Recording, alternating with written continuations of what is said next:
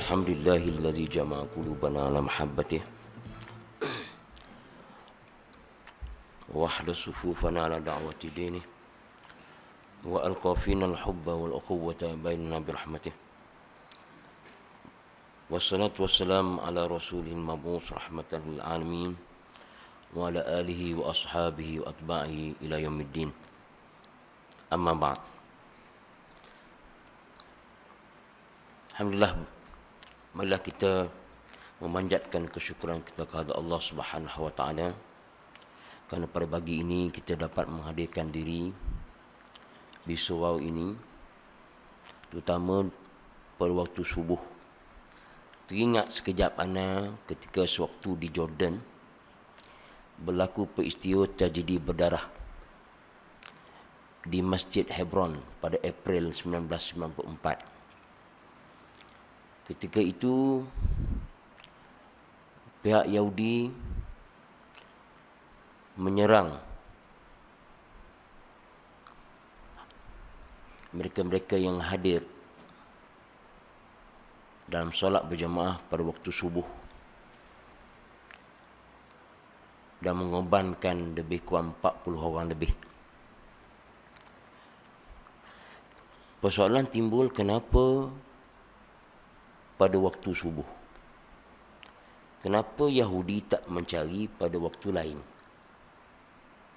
Kenapa tidak menyerang pada waktu zuhur, asar, maghrib, kalau ramai sikit isyak? Kenapa mencari waktu subuh? Mana pada persepsi Yahudi, pejuang-pejuang Islam adalah mereka yang berpegang kuat dengan agama. Biasanya boleh dilihat, boleh dipastikan bahawa orang yang nak dicari oleh Yahudi dan mereka yang hadir pada waktu subuh, itulah pejuang Islam yang sebenar. Maka berlakulah apa yang berlaku pada pagi itu. Berapa ramai yang syahid kerana disangka bahawa 40 orang lebih yang hadir di Masjid Ibrahim adalah mereka-mereka yang disangka oleh pihak Yahudi adalah pejuang-pejuang Hamas.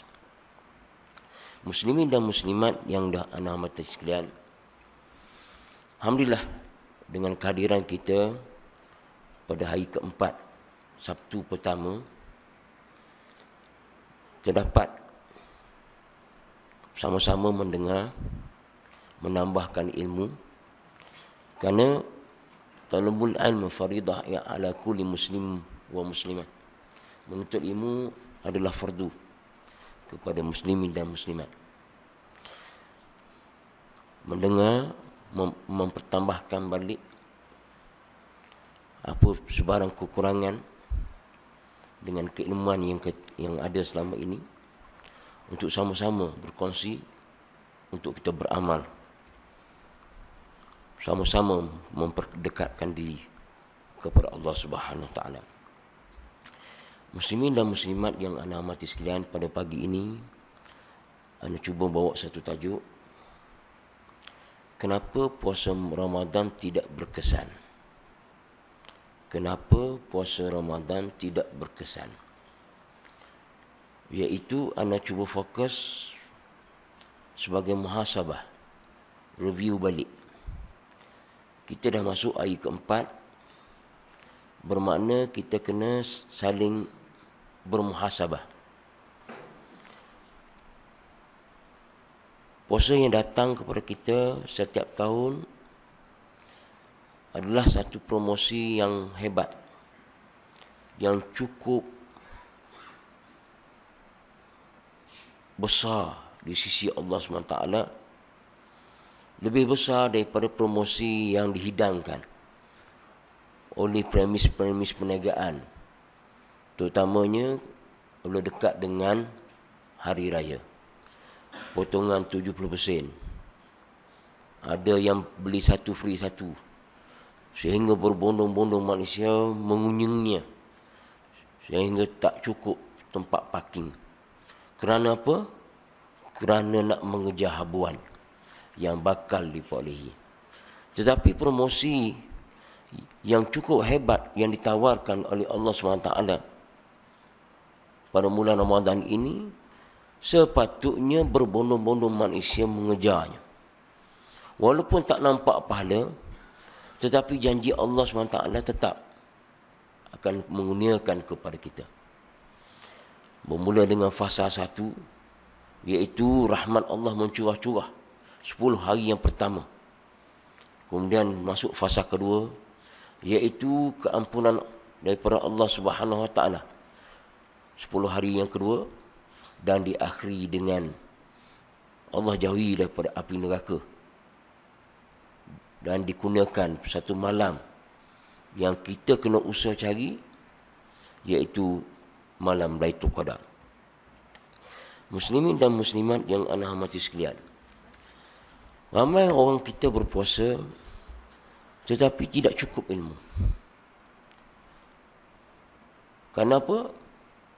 Kerana itulah ilmu yang dia dapat daripada kecil-kecil dia ajar, tetapi tidak berusaha untuk menambahkan ilmu ketika umur dia berada pada masa kini. Kalau ketika umur dia 12-13 ilmu puasa, sepatutnya umur dia sekarang 40, 50, 60 lebih berkualiti. Puasa yang dia buat, yang dia lakukan, dilaksanakan benar-benar berkualiti. Makin mendekati apa yang disebut oleh Allah SWT, ya ayyuhalladzina amanu kutiba alaikumusshiyam kama kutiba alal ladzina min qablikum la'allakum tattaqun. Wahai orang-orang yang beriman, diwajibkan ke atas kamu puasa sebagaimana umat yang terdahulu. Dan Allah menyatakan friendly reminder, iaitu mudah-mudahan. Proses nak menuju ketakwaan bukan satu proses yang mudah. Sebab tu Allah menyatakan la'allakum. Memang kita bersemangat sebelum Ramadan, kita nak itu, buat ini macam-macam aktiviti. Tetapi apabila masuk pada masanya, kita tidak dapat melakukan sebagaimana yang kita cita-citakan. Kenapa? Kerana kita tidak dimulai dengan ilmu, dengan pertambahan ilmu, dan juga apa pun yang pernah dilakukan oleh salafus salih ridwanullah ajmain. Kita melihat bagaimana apabila puasa bermula, madrasah Ramadan bermula, bukan saja latihan di surau ini, bukan saja di Selangor, bukan latihan di Malaysia, tetapi latihan satu dunia. Allah melatih satu dunia. Bermulanya tarbiyah Ramadan melalui madrasah Ramadan. Kerana itu apabila bermula, sebelum bermulanya tarbiyah Ramadan, madrasah Ramadan, bahawa Nabi SAW memperkenalkan minggu suai kenal, iaitu Nabi memperkenalkan puasa Rejab dan Syakban dan memperbanyakkan Syakban. Kenapa? Kerana Nabi SAW apabila sampainya bulan Ramadan, maka puasa yang kita lakukan ini adalah puasa yang cukup berkualiti. Kerana kita kena faham bahawa Nabi SAW nak membiasakan kita melaksanakan puasa itu dengan penuh apa yang kita sebut, iaitu keikhlasan dan mengharapkan pahala daripada Allah SWT. Penuh keimanan dan penuh keikhlasan yang kita lakukan daripada awal sehingga habisnya puasa Ramadan. Kerana itu apabila masuknya madrasah Ramadan ini, maka kita kena perlu memilih, kita perlu membezakan di antara silabus wajib dengan silabus tambahan. Silabus wajib iaitu menahan makan dan minum pada siang hari, dan tidak cukup kita menahan hanya kita berpuasa, tetapi juga Allah Subhanahu wa taala ingin melihat kita menahan diri daripada semua perkara-perkara yang diharamkan oleh Allah Subhanahu wa taala.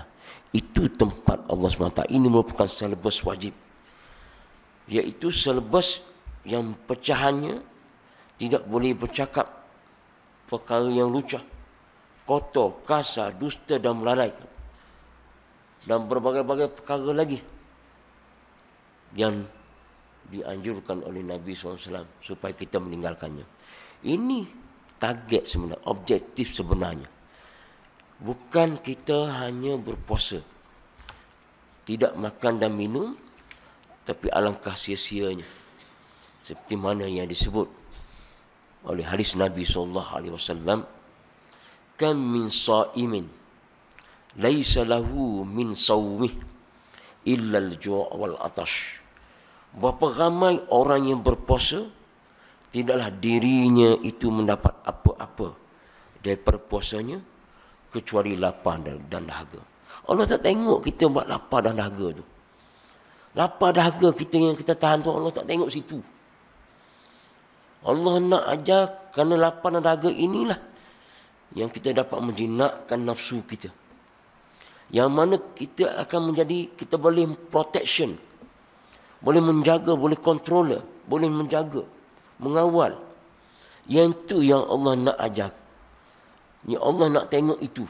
Adakah kita boleh kontrol mata kita? Adakah kita boleh kontrol mulut kita? Adakah kita boleh kontrol telinga kita? Adakah kita boleh kontrol hati kita? Adakah kita boleh kontrol akal kita? Bukan masalah khawas, puasa orang yang khawas, puasa khawas. Seperti mana yang dilihat persepsinya dari sudut tarikat, dah. Ini yang patut, yang menjadi silabus wajib, yang mana Allah SWT sentiasa melihat markahnya di situ, pahalanya di situ. Barulah silabus pilihan ataupun silabus tambahan. Apabila di sana pada siang hari secara tidak sengaja kita melakukan beberapa kesilapan, di sana ada penalti-penalti yang kita langgar, maka untuk cover balik, untuk tambah balik apa yang kekurangan pada siang hari, maka di sana Allah SWT memberi ruang kepada kita untuk cover balik. Di antaranya solat tarawih. Solat tarawih tak kira 8 rakaat, 20 rakaat. Tapi yang pentingnya, setahun sekali kita tidak akan jumpa solat tarawih ini di bulan-bulan lain kecuali bulan Ramadan. Begitu juga bersahur dan makan sahur. Anak ingin peringatkan, menegur sedikit. Ada orang yang faham makan sahur ni pukul 1 pagi pun boleh, pukul 2, pukul 3 pagi. Itu bukan makan sahur, makan tengah malam. Banyak restoran-restoran buka, ramai mengunjungi restoran-restoran. Pukul 1 dah bersahur dah, pukul 2, pukul 3. Itu bukan bersahur. Seperti mana yang anda sebut, itu makan tengah malam. Makan pukul 2 pagi, pukul 3 pagi. Yang dimaksudkan bersahur ialah daripada azan kepada sahur tu, tempoh sahur ialah 50 ayat. Kalau kita membaca 50 ayat Al-Quran, itulah waktu sahur. Dan Nabi SAW mengesyorkan kepada kita supaya melewatkan sahur dan menyegerakan berbuka puasa. Makin lewat makin diberkati. Kerana hasil daripada kajian sains perubatan, kenapa diwajibkan kita ada niat? Ahli sains mengkaji bahawa apabila ada niat dilafazkan oleh kita, di sana lafaz tadi memberi isyarat kepada otak. Dia memberi isyarat kepada otak kita. Dan otak kita akan memberi isyarat kepada perut bahawa kamu akan berpuasa 12 jam. 12 jam. Sebab tu orang yang berniat dan makan sahur, perut dia tak bunyi. Perut dia tak berbunyi. Kenapa? Kerana isyarat tu sudah. Yang berbunyi tu, kita boleh confirm bahawa mungkin dia tak berniat. Ini kajian sains yang anda dapat. Itu. Oleh kerana itu,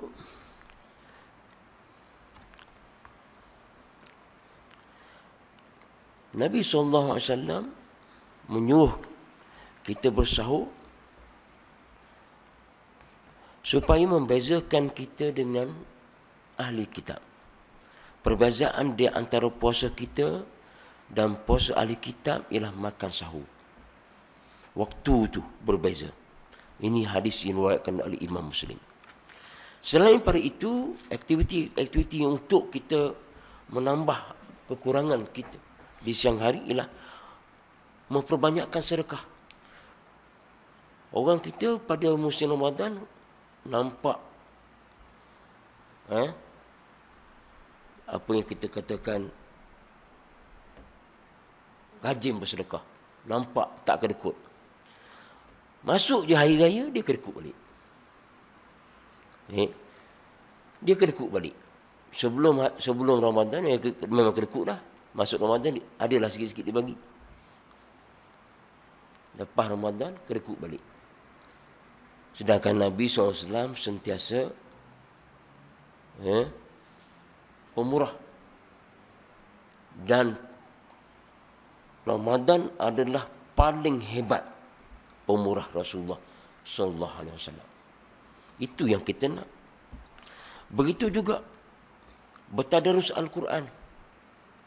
Anda tengok bahawa masjid, kalau time bertadarus tak berapa nak diminati. Berapa grup sahaja. Kalau kita balik rumah, sama ada tengok TV ataupun tidur. Itu kegiatan kita. TV, internet, apa lagi? Bersembang kedai kopi ataupun tidur. Kalau tak boleh di masjid surau, aktiviti kita di rumah. Panggil anak bini. Buat setahun sekali.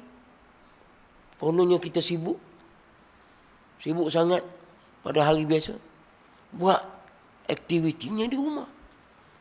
Jangan kita seorang saja yang nak masuk syurga. Anak bini kita nak jadi apa, tak kisah. Patutnya buat aktiviti. Betul membetuli. Tengok anak kita perkembangan baca Quran macam mana. Kita sendiri itu betul ke tak? Isi kita betul ke tak baca? Sebab itu merupakan aktiviti sepanjang bulan Ramadan. Selain pada itu juga menjamu orang berbuka puasa. Kata Nabi SAW, sesiapa yang menjamu orang berbuka puasa, baginya pahala sama seperti pahala orang yang dijamu itu. Tidak dikurangkan sedikit pun daripada pahala orang yang berpuasa itu. Hadis riwayat Imam Tirmizi. Iktikaf pada 10 hari terakhir Ramadan, iaitu Nabi SAW memberi peluang supaya kita beriktikaf, mencari pahala yang sebanyak mungkin, mengejar satu malam yang samanya dengan 1000 bulan dan sama dengan 83 tahun 4 bulan. Begitu juga berbagai lagi yang perlu kita sempurnakan. Termasuklah zakat fitrah. Banyak lagi aktiviti-aktiviti yang patut kita laksanakan untuk menambah apa yang kita kurang, apa yang cacat, apa yang kita sebut yang kita tidak berjaya melakukannya. Maka Allah SWT memberi kekuatan kita untuk melaksanakannya. Dan di sana juga ada peraturan undang-undang yang perlu kita patuhi. Iaitu di antaranya, secara umum anda sebut, tidak boleh makan dan minum pada siang hari dengan sengaja kecuali terlupa. Tidak muntah dengan sengaja. Tidak boleh melakukan hubungan suami isteri pada siang hari. Keluar haid dan nifas.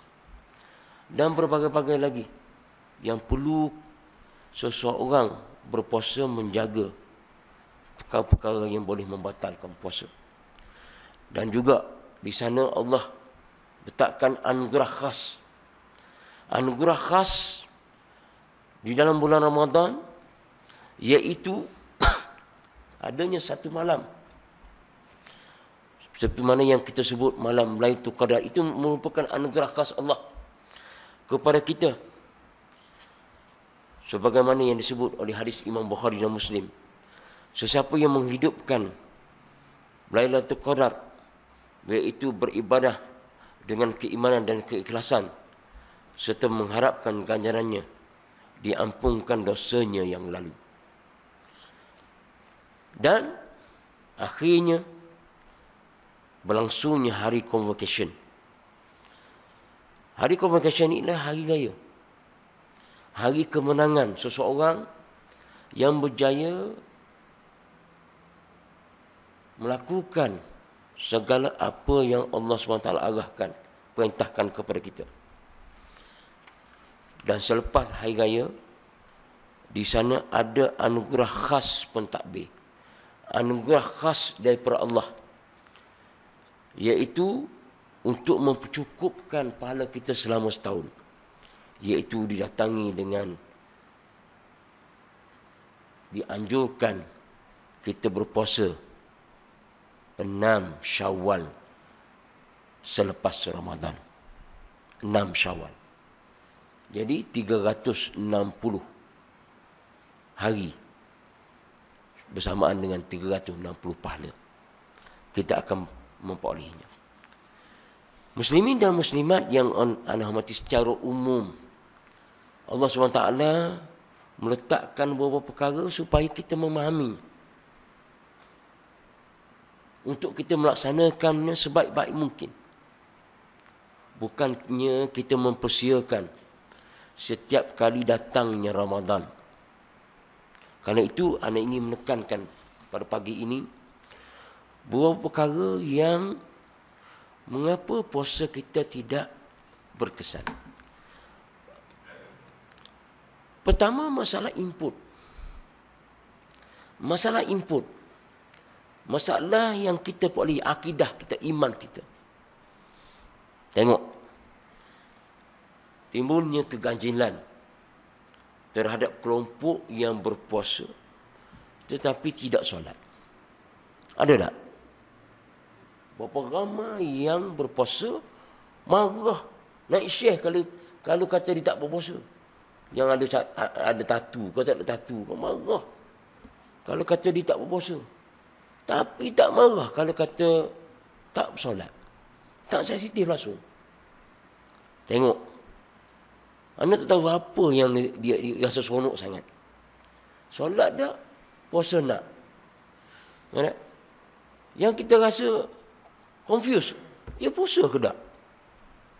Sebab solat tak. Orang kalau dia tak solat, biasanya tak puasa. Ini. Apabila kita melihat kelompok yang sebegini, kita rasa heran.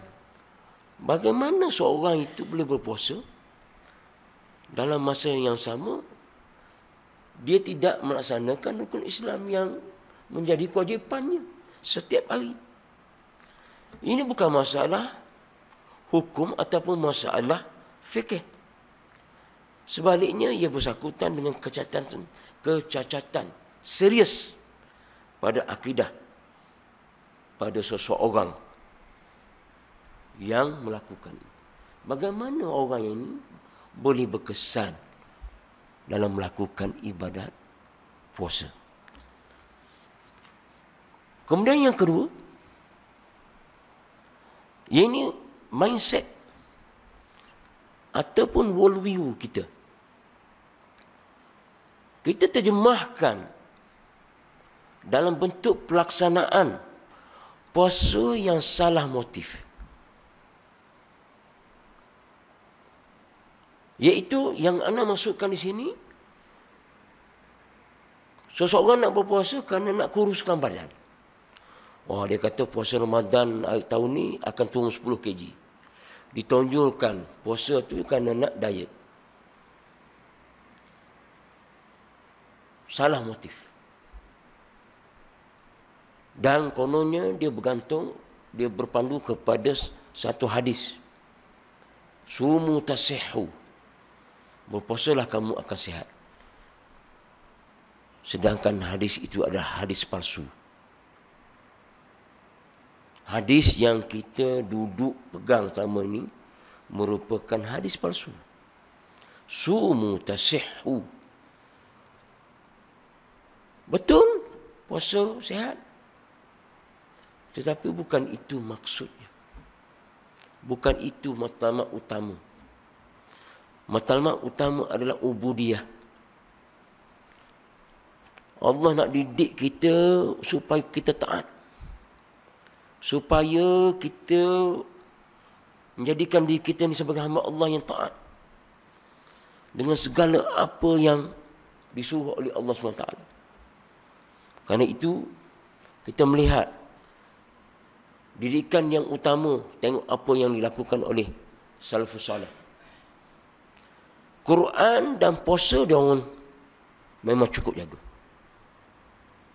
Quran dan puasa bukan perkara lain tak jaga. Ini di antara yang menjadi asas. Tengok anak-anak sahabat ridwanullah ajmain. Anak-anak tabi'in yang mereka didik. Apabila umur anak masih dalam sekolah rendah, dia didik untuk berpuasa. Bukan puasa Ramadan. Puasa luar Ramadan. Isnin kami. Dia ajar daripada kecil. Maka selain pada Al-Quran, budak ini akan dapat mengawal diri, dapat kontrol diri daripada mana-mana unsur-unsur negatif yang cuba nak mempengaruhinya, yang cuba nak merosakkannya. Marilah dia tunjuk gambar lucah ke dia ke, suruh merokok ke, apa sebarang perkara yang negatif, dia akan tolak. Sebab Quran penuh di dada. Kemudian puasa menjadi benteng kepada dia. Ini sebenarnya rahsia. Rahsia yang kita dapat. Tengok apa yang kita melihat, apa yang berlaku. Kepribadian yang lahir kepada pejuang-pejuang Hamas. Yang mereka diamanahkan untuk serangan berani mati. Satu klip video sebelum Syekh Usamah mati syahid, dia ada buat klip video, iaitu serangan yang bakal beliau akan lakukan ialah serangan di mana-mana di kawasan Baitul Maqdis, iaitu di pos-pos jagaan Israel. Umurnya terlalu muda. Tak sampai 25 tahun. Berjalan kaki sampai ke pos, ditahan. Ketika itu banyak kereta-kereta perisai yang parking di sekitar pos itu. Lalu dia membuka bajunya dan melihat bom dan meletupkan bom itu. Apa yang disebut dalam klip video itu? Bagaimana beliau dilatih selama 5 tahun dengan qiyamul lail dan juga puasa tidak putus-putus, yang memberi kekuatan yang luar biasa kepada beliau untuk mendapat syahid. Kerana fatwa serangan berani mati ini difatwakan Syekh Dr. Yusuf Qaradawi sebagai mati syahid. Kerana itu, ini merupakan latihan yang cukup hebat yang dilakukan oleh pejuang-pejuang Islam Hamas. Begitu juga sistem nilai. Sistem nilai. Bagaimana kita berbeza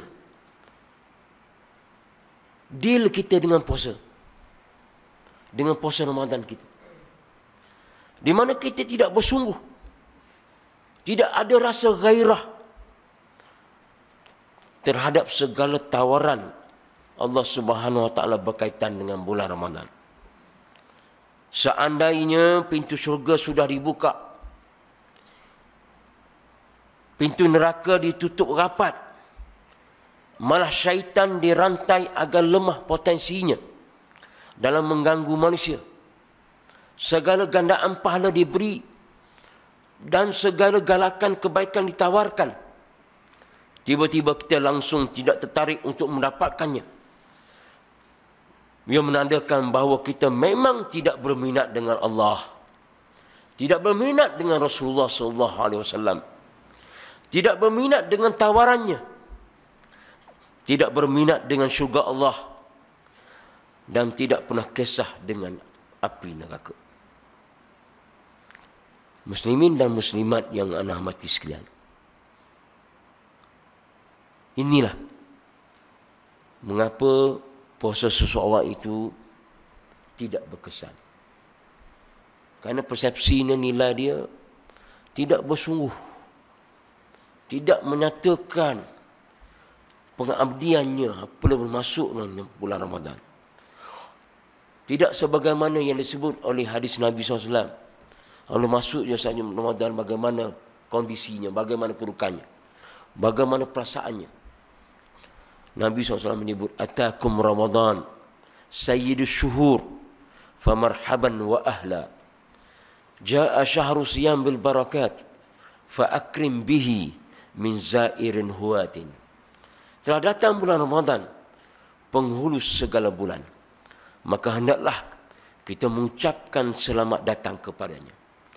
Telah datang bulan puasa, segala keberkatan, maka hendaklah memuliakan tetamu yang datang itu. Itu cara kita nak sambut. Ada segelintir manusia, apabila datangnya bulan Ramadan, maka hati dia resah, hati dia tidak seronok. Kenapa? Kerana datangnya bulan pengacau, bulan yang akan mengacau segala aktivitinya, bulan yang akan mengekang aktiviti-aktivitinya. Maka dia rasa tidak seronok, muka dia berubah masam. Dia hanya nak berhari raya saja tanpa dia melaksanakan puasa Ramadan. Ini yang kita kesalkan. Muslimin dan muslimat yang ana hormati sekalian, begitu juga masalah proses, iaitu proses yang boleh menyebabkan kita tidak berkesan kerana kecacatan proses, iaitu proses pelaksanaan yang kita nak laksanakan. Puasa Ramadan ini tidak menepati kehendak Allah, tidak menepati apa yang menjadi didikan Rasulullah SAW. Kerana asalnya ilmu. Tengok, ada satu sekolah, anda tak sebut sekolah mana, ada satu guru, ustazah, dia boleh bagi ilmu ke budak. Budak tu korek hidung. Batal. Pergi minum tu. Dah lah batal, minum pula. Tengok. Sedangkan fatwa, ngorek hidung tidak batal. Yang berkaitan mana-mana yang membawa masuk ke dalam rongga. Yang ni. Cuba kita fahamkan. Sebab tu masa kitab-kitab tua dulu, masa anak di sekolah, di pekat sekolah dulu, masa ada orang yang mengajar pada masa tu dulu beritahu, dia peringat sesiapa yang nak buang air besar, terutama yang sembelit, jaga-jaga dia kata. Time tu tak balik, batal puasa. Yang sembelit, dia tu naik balik, batal puasa. Anak pun sampai kita takut. Mana masuk bulan puasa, kita nak berak pun siang hari takut. Takut apa? Takut, tu nak masuk balik, batal puasa. Tengok. Ilmu yang kita dapat tidak mendapati apa yang dinyatakan daripada hadis-hadis Nabi sallallahu alaihi wasallam. Menyebabkan kita beramal dengan perkara yang salah.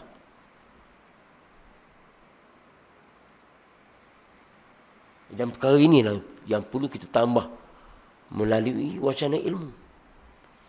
Supaya kita tidak terpengaruh dengan perkara-perkara yang tidak tepat. Kerana itulah, apabila adanya wacana ilmu kita semakin bertambah, maka kita melaksanakan ibadah puasa ini dengan penuh kesedaran, dengan penuh keilmuan. Dan inilah perkara yang perlu kita ambil berat. Muslimin dan muslimat yang ana hormati sekalian, begitu juga kita melihat dalam suasana yang lain, kita melihat bahawa sebahagian daripada kita duk sibuk dengan adat, bukan ibadat. Adat. Kita tak ikut sunnah. Time berbuka, kita bukan buka dengan tamar, rutab, tamar, minai, lepas tu solat. Dah pergi ke bazar-bazar Ramadan, sanggup menghabiskan RM50. Sebab masa itu adalah mata kita yang puasa, bukan perut kita yang puasa. Mata kita puasa. Masa tu, sedapnya. Tak perasan habis RM50. Bawa balik ke rumah, yang makannya bungkus saja. Bakinya, dahlah seorang yang kita beri ada sedia moreh. Masa mana kita nak makan yang kita beli tadi? Jadi berlakunya pembaziran. Sebab apa? Kita dahulukan adat, bukannya ibadat. Cuba kita latih. Tak boleh ke Ramadan ini jangan buat besar-besaran makanan? Tak boleh ke? Sediakan apa yang patut. Ini seolah-olahnya kita balas dendam. Sehari aku dilasak. Tak boleh makan langsung. Dan anak pernah tengok ada satu masjid yang anak dijemput, time berbuka, ada yang pergi dia buka rokok dulu. Yang tu anak heran baik ajaib. Macam mana dia boleh buka dengan rokok dulu? Bukan dengan tamar dulu. Anak nak tanya, orang yang merokok, masa dia merokok, dia baca bismillah tak? Dia baca bismillah tak? Lepas habis merokok, dia kata Alhamdulillah. Kalau itulah layanan dia pada rokok, bagaimana syarat melayan rokok? Sepatutnya itu layanan dia tak patut dilayan. Ditinggal terus bulan Ramadan. Tapi itulah kita kata, benci tapi rindu. Benci tapi rindu. Macam mana? Itu apa yang berlaku. Kerana itu, kita melihat ada sebahagian manusia yang bagaimana yang kita sebut tadi, mulut dia berpuasa. Tetapi perbuatan lain, aktiviti panca indera lain, berbuka.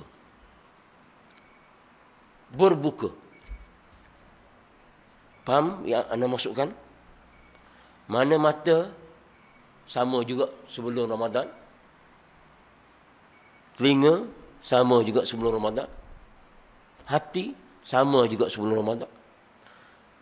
Pada siang hari berbuka. Sedangkan mulutnya, perutnya berpuasa. Tengok jauh nilaian kita. Kita tak faham Allah tengok di mana. Allah tengok di situ. Bukan tengok di kita berpuasa tu. Tengok di situ. Kalau kita boleh kontrol itu, lagi besar pahala. Itu Tuhan. Seperti mana anda sebut tadi. Kerana itu, hadis Nabi SAW menyebut, Man lam yada' hadis Bukhari, riwayat Imam Bukhari, Man lam yada' qawla zur wal amal bihi, falaysa lillahi hajatun fi an yada'a ta'amahu wa syarabahu. Barang siapa yang tidak meninggalkan perkataan dan perbuatan yang tidak seronok, maka Allah tidak berhajat dia meninggalkan makan dan minumnya. Tak perlu buat apa puasa, meletih je. Betul tak? Letih je. Ni kita tak ingat buat apa. Lepas tu kita tengok lepas bulan puasa kembali asal, tak ada benda. Tak ada yang terdidik. Nak jadi baik, nampak soleh, yang takwa tu, yang sini sebenarnya Allah nak ajar sama sebulan. Sampai sebulan. Supaya jadi biasa. Kita nak buat, puasa. Nak buat puasa. Tak boleh, puasa. Supaya ini menjadi kelaziman kita selepas Ramadan. Itu yang Allah nak. Sebahagian daripada kita juga bersungguh-sungguh melakukan solat tarawih. Tetapi sayangnya mengabaikan solat fardu yang lain. Itu apa yang berlaku yang kita sebut sebentar tadi. Sebahagian juga manusia ada yang bersungguh-sungguh melakukan solat tarawih, solat witir, tadarus Al-Quran. Tetapi sayangnya hanya dia yang buat. Tak mengajak anak bini dia kat rumah untuk sama-sama berkongsi pahala di surau-surau dan masjid. Begitu juga ada sebahagian kita ni, kalau masuk je Ramadan, belum menyebut masalah surau, masjid, dia suka banding. Dia nak pergi sembahyang mana ni, dia punya pasal, tak payah banding lah. Surau ni, malam ni moreh, ni macam ni lah. Dia sibuk, imam ni. Surau tu 9 suku dah habis. Ana pernah hadir satu surau, ana tak baik sebut. Memang dia baca juzuk Alif Lam Mim. Tetapi 2 ayat. A'udzu minasyaitonir rajim. Alif Lam Mim. Zalikal kitabul la raiba fihi hudal lil muttaqin. Allahu akbar. 20 rakaat. Mana orang tak mari? Tak sempat baca Fatihah. Oleh makmum, imam dah rukuk. Memang ekspres. Jadi mana yang kita nak dapat keberkesanan Ramadan kita? Sebab ini solat tarawih, solat yang hanya ada setahun sekali. Kita buat 8 rakaat panjang, 20 rakaat, itu terpulang pada kita. Tetapi penuh dengan kekhusyukan. penuh dengan tawaduk. Itu yang patut kita kejar. Bukan diumpat, dikeji. Imam tu, apalah, carilah imam lain. Contoh, baca kita sampai lutut terketar-ketar. Lama.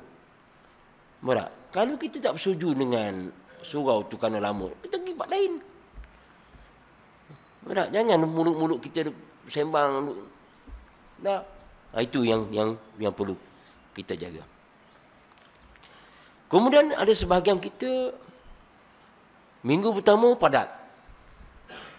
Ramai. Sampai ada satu masjid yang disiarkan dalam TV Hijrah, 3,000 orang. Pada hari pertama. 3,000 orang sekali masuk. Sampai melimpah luar sana, yang kemah tak cukup. Kemah tu dah sampai ke ujung dah.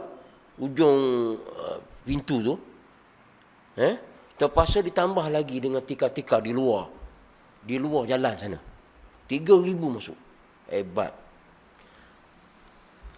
Tetapi apa yang berlaku secara tabi'inya, masuknya pasal kedua, minggu kedua dia dah mula kurus baik. Masuk minggu ketiga mulalah ada wabah safnya. Kemudian kalau nak ramai balik, sebelum malam nuzul Al-Quran. Bukan malam yang dia kata sebut malam 7 liku. Malam Lailatul Qadar. Malam 27. Orang ramai balik. Apa cerita? Apa cerita? Apa yang dah berlaku pada kita? Apa sebenarnya persepsi kita tentang puasa ni? Itu yang kita perlu persoalkan. Jadi apa yang ditawarkan oleh Allah sia-sia.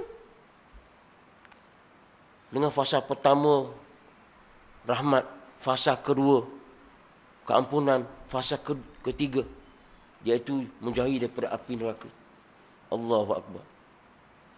Dan kita tidak mahu apa yang berlaku. Anda ingin bawa satu hadis Nabi SAW yang cukup kuat.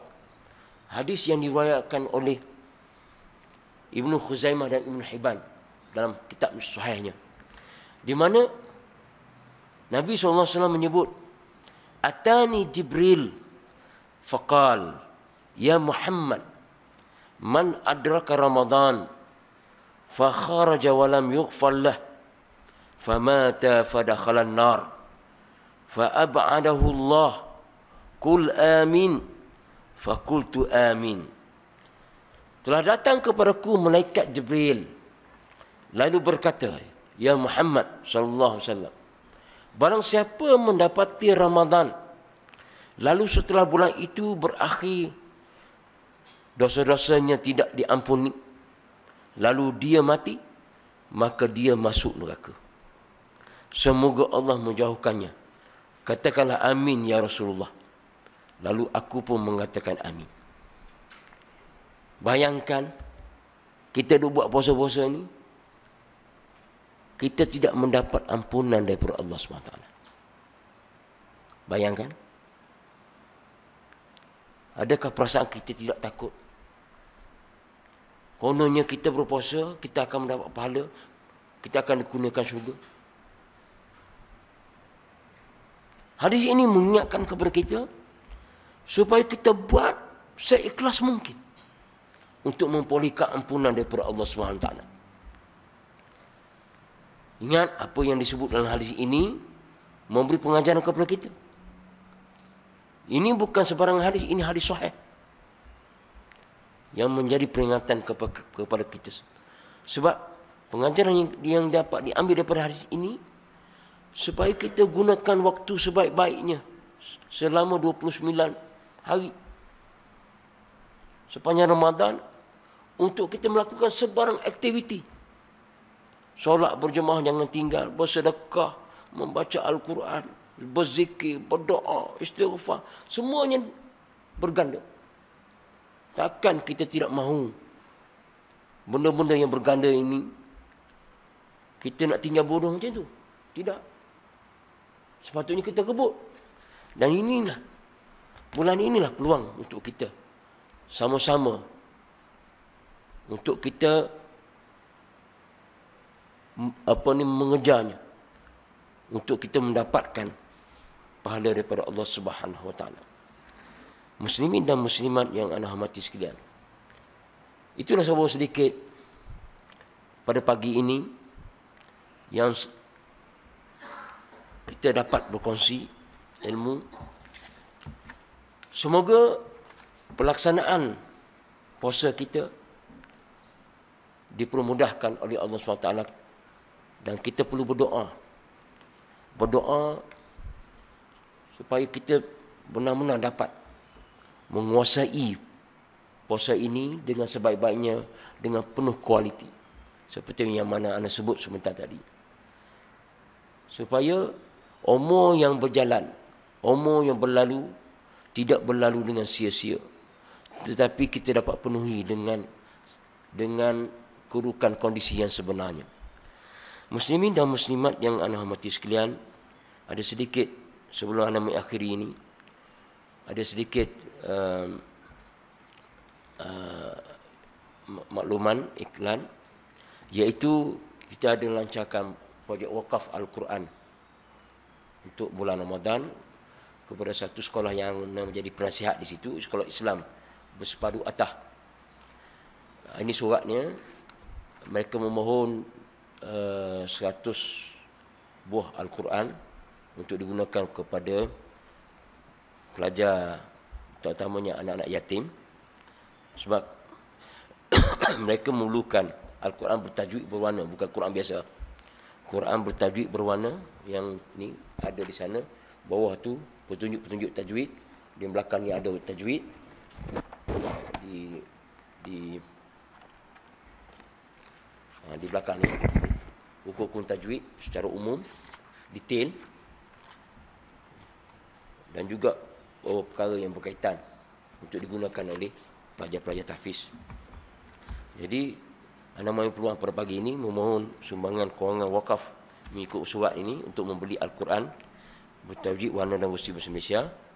Untuk makluman, tuan-puan pihak sekolah telah mengendalikan aktiviti menjalankan pembelajaran Al-Quran secara bertajwid, bertujuan untuk memperbaiki dan melancarkan bacaan Al-Quran di kalangan pelajar kami.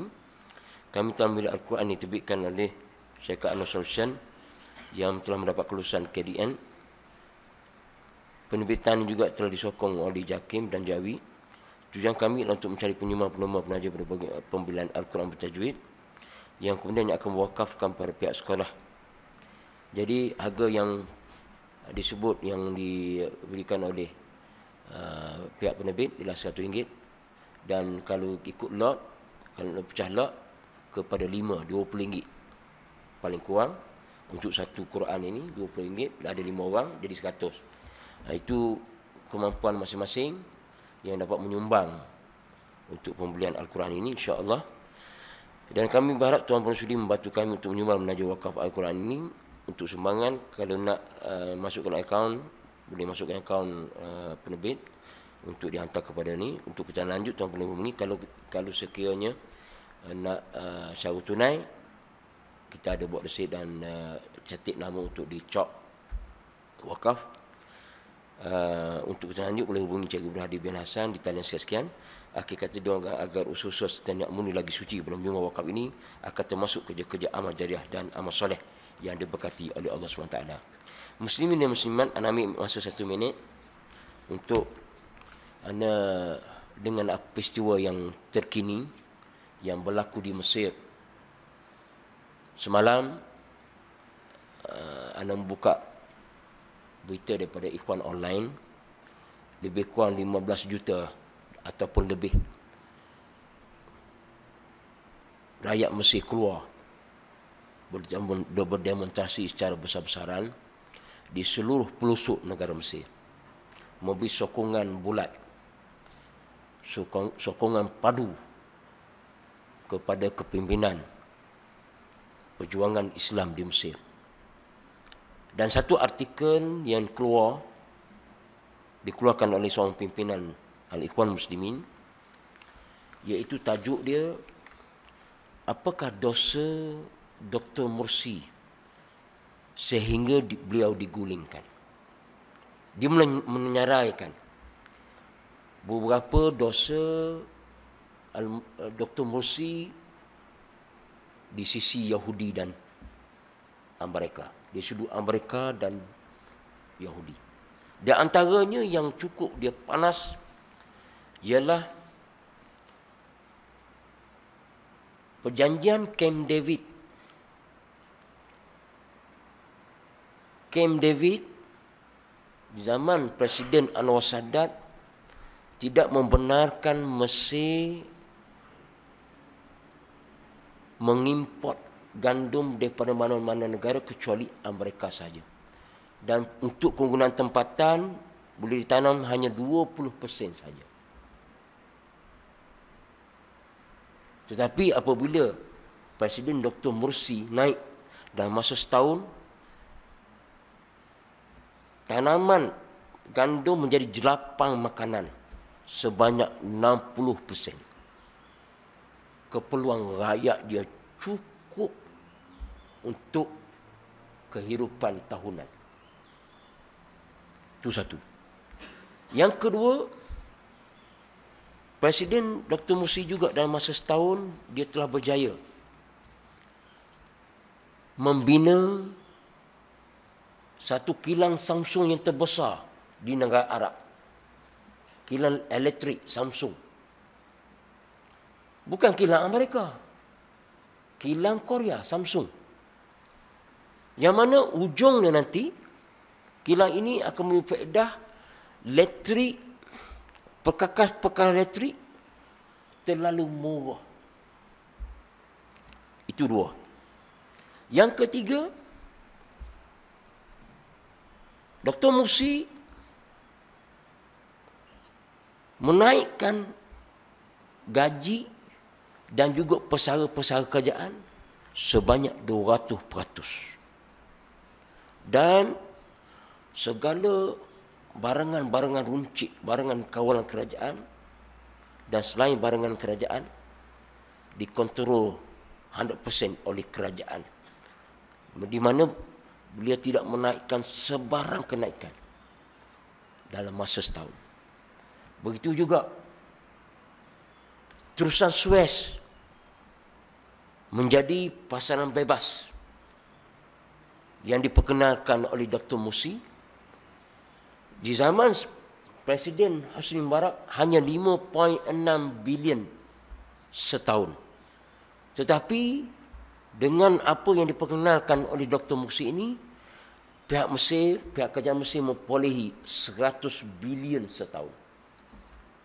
Tak bagaimana seorang pimpinan Islam yang hatinya bersama rakyat untuk memperjuangkan untuk kepentingan rakyat Mesir, bagaimana cara dia berfikir untuk memperolehi sumber kewangan yang cukup untuk rakyat dia. Ini seorang pimpinan yang mementingkan kepentingan rakyat. Begitu juga apa yang disebut dalam majalah Time yang menjadi cover front page yang menyebut bahawa Dr. Morsi adalah pemimpin yang keempat berpengaruh di dunia.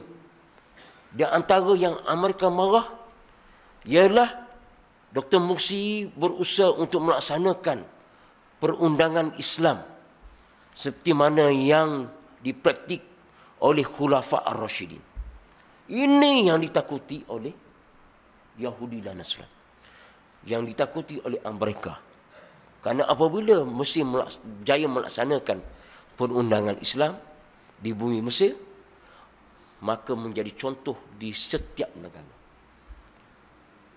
Bagaimana pelaksanaannya itu dilakukan. Karena itu, apa yang berlaku ini, satu tindakan yang non-demokratik, hanya menelpon sahaja dan mengarah sebanyak 7 kali pimpinan tentera berjumpa dengan Morsi supaya dia turun sebanyak 7 kali. 7 kali. Pertemuan secara tertutup 7 kali. Supaya dia turun. Tetapi apa yang dijawab Wali Dr. Musi bahawa dia sanggup mati syahid kerana mempertahankan hak kepentingan rakyat yang mereka memilih beliau sebagai presiden. Jadi kalau ginilah pimpinan Islam yang dilahirkan di bumi Mesir bertuah itu, dan apa yang berlaku sehari dua ini menyebabkan kepimpinan tentera terpaksa mengundur sekejap langkah mereka. Walaupun pada asalnya mereka ingin melantik dengan menggunakan power yang ada, berusaha untuk mengekalkan pengaruh tentera, tetapi apabila melihat mood rakyat yang menyokong sehingga 70%, bermakna usaha mereka gagal. Seperti mana yang disebut dalam Washington Post. Washington Post menyatakan bahawa campur tangan Amerika terhadap negara Mesir sudah gagal kerana rakyat Mesir tidak makan dengan apa-apa janji daripada kepimpinan tentera. Muslimin dan muslimat yang anda hormati sekalian, marilah kita berdoa pada pagi ini dengan doa seorang yang berpuasa. Kita memohon Allah SWT mengurniakan bumi Mesir, bumi yang bertuah. Dan kita bersama, marilah kita tadahkan doa kita kepada Allah SWT. Allahumma jma' fi a'udzubillahi minasyaitanir rajim, bismillahirrahmanirrahim. Allahumma jma'na fi hadhihi jisah jam'an marhumah wa tafarraqna minha tafarruqan maghfurah. Allahumma aslih dinana alladhi huwa ismatu amrina wa aslih lana dunyana allati fiha ma'ashuna wa aslih lana akhiratana allati fiha ma'aduna waj'alil hayat ziyadatan lana fi kulli khair waj'alil maut rahatan lana min kulli syarr. Allah mansur ikhwanana al-mujahidin fi Mesir. Allah mansur ikhwanana al-mujahidin fi Mesir. Allah mansur ikhwanana al-mujahidin fi Mesir. Allah ma khudh bi aydihim ila mawatinin nasr. Allah ma aidhum bi malaa'im min jundik wa amiddahum bi ruhin min 'indik wahrushum bi 'ainika allati la tanam waqla'hum fi kunufika alladhi la yudam. Allahumma ijma' kalimatal muslimin al-huda wa qulubahum 'ala tuqa wa azaimahum 'ala amalil khair wa khairil amal wa niyyatahum 'ala al-jihad fi sabilik. Allahumma a'illana kalimatal islam warfa' bina rayatal Qur'an waj'al kalimatal islam hiyal ulya wa kalimati a'da'il islam hiyas sufla. Allahumma ijma' al-haqqi kalimatahum wa wahid sufufahum wa qarribun nasr al-aziza minhum.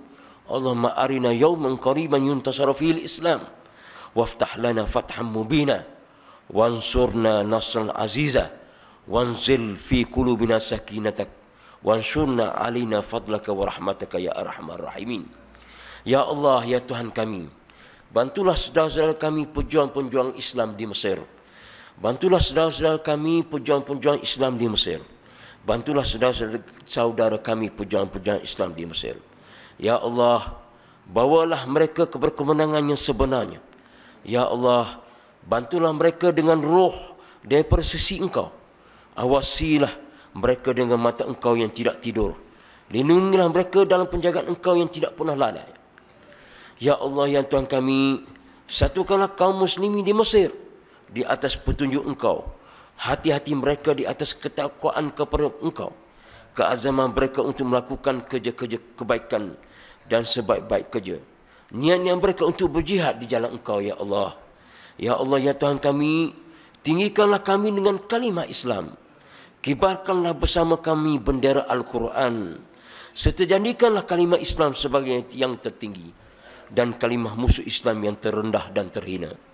Ya Allah, ya Tuhan kami, satukan kalimah mereka di atas kebenaran. Satukan saf-saf kami. Dekatkanlah kemenangan yang mulia kepada kami. Ya Allah, ya Tuhan kami, perlihatkanlah kepada kami hari yang hampir kemenangan Islam. Bukakanlah kepada kami pembukaan yang sebenar-benarnya. Menangkanlah kami dengan kemenangan yang mulia dan agung ini. Limpahkanlah ketenangan Engkau di hati-hati kami. Sebarkanlah kelebihan dan rahmat Engkau kepada kami. Wahai Tuhan yang amat pengasih lagi amat penyayang. Rabbana atina fid dunya hasanah wa fil akhirati hasanatan wa qina adzabannar. Wa sallallahu ala sayyidina Muhammadin wa ala alihi wa sahbihi ajmain. Walhamdulillahi rabbil alamin. Wassalamu alaikum warahmatullahi wabarakatuh.